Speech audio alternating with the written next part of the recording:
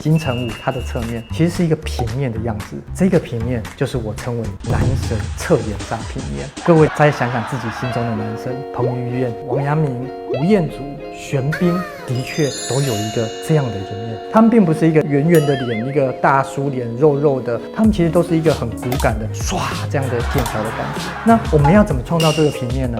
一心一意造就你的美丽。各位东芬好，我谢东医师。今天我们来谈谈男神侧颜杀平面。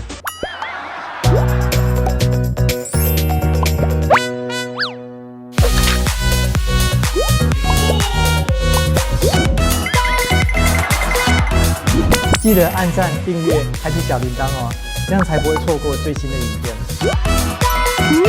为什么会有这么中二的名称呢？其实呢，这个片是在叙述一个男生哦，这种男神哦，到底要怎么样帅，他的侧脸到底该怎么样子？我们来仔细谈谈这件事情。其实我们仔细想一下，你会不会觉得女生哦很像上帝，是用粘土这样捏捏捏、揉揉揉做出来很有线条、很漂亮的感觉？可是男生呢，或许更像是一颗大石头，然后是用那种凿石器这样一刀一斧这样劈出来、雕出来的线条。其实男生是需要脸部是充满了线条感的。那其中呢，我们大家都会注意到，哇，脸的比例啊，要很挺的鼻子啊，下巴的挺度啊，这个比例以外，侧面的部分呢，各位有仔细想过吗？我们来看看这个不老男神金城武的他的侧面，各位有没有注意到这张图，它这个蓝色的线条框出来的一个，其实是一个平面的样子。这个平面就是我称为男神侧颜杀平面。各位再想想自己心中的男神，彭于晏、王阳明、吴彦祖、玄彬，的确都有一个这样的一个平面。他们并不是一个圆圆的脸，一个大叔脸肉肉的、胖胖的，没有，他们其实都是一个很骨感的这一个唰这样的一个线条的感觉。那我们要怎么创造这个平面呢？我们来仔细的讲。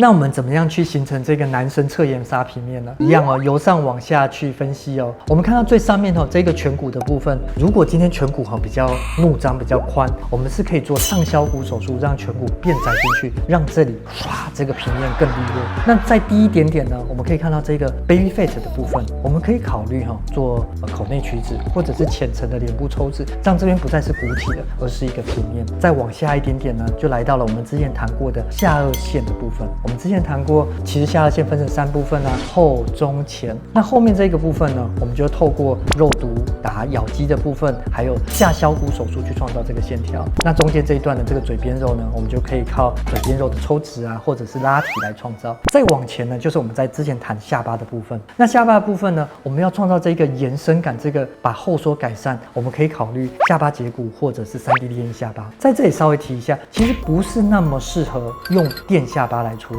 因为男生呢，这个线条延伸以后，我们其实是需要保留下巴男生该有的宽度，所以如果我们用一般的垫下巴这种下巴植体，其实比较适合女生，它对男生来说有点太尖了。在下巴延伸这件事情，垫下巴是比较不适合的，可能要用客制化的3D 列印下巴去保留男生该有下巴的宽度会更好。那当然，如果是脸型的关系，有可能需要有一些减法的需求，下巴需要稍微短一点点啊，避免脸型太长啊，或者是下巴需要稍微窄一点点，这种有减法的需求的时候，我们就会采取使用下巴截骨手术。当我们的骨头变得更完美的时候，有时候会遇到软组织跟不上硬组织的完美，那时候我们就要合并自体脂肪移植，去创造这个线条的延伸，让软组织也跟得上硬组织的完美。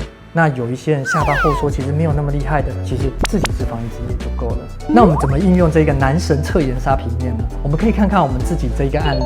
你看这男生非常的帅哦，脸型啊这些鼻子的线条、脸部的比例各方面都很棒。而且你看他侧颜杀平面，其实已经完成了2/3了，这里已经有一片很棒的、很帅气的平面了。可是下巴的部分少一点点，他的下巴比较后缩，也比较长一点点，所以我们帮他做的是下巴截骨手术，让下巴的骨头往前一点点，改善后缩，同时也稍微短一点点，避免脸部整体看起来过长。各位有没有看到术后这个侧颜杀平面就完成了？这样的术后是不是更显得这个男性的这种利落感、帅气感，而且非常的自然？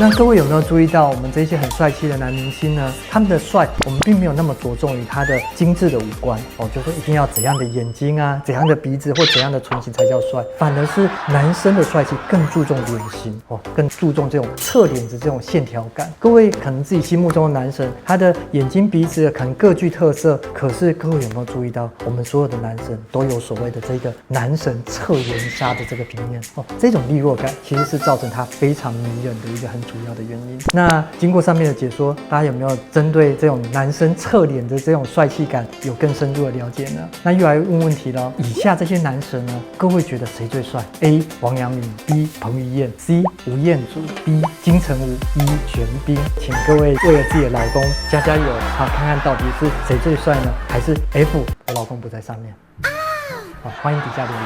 如果喜欢今天的影片呢，欢迎按赞、订阅、分享并开启小铃铛。那我们就下次影片见喽，拜拜。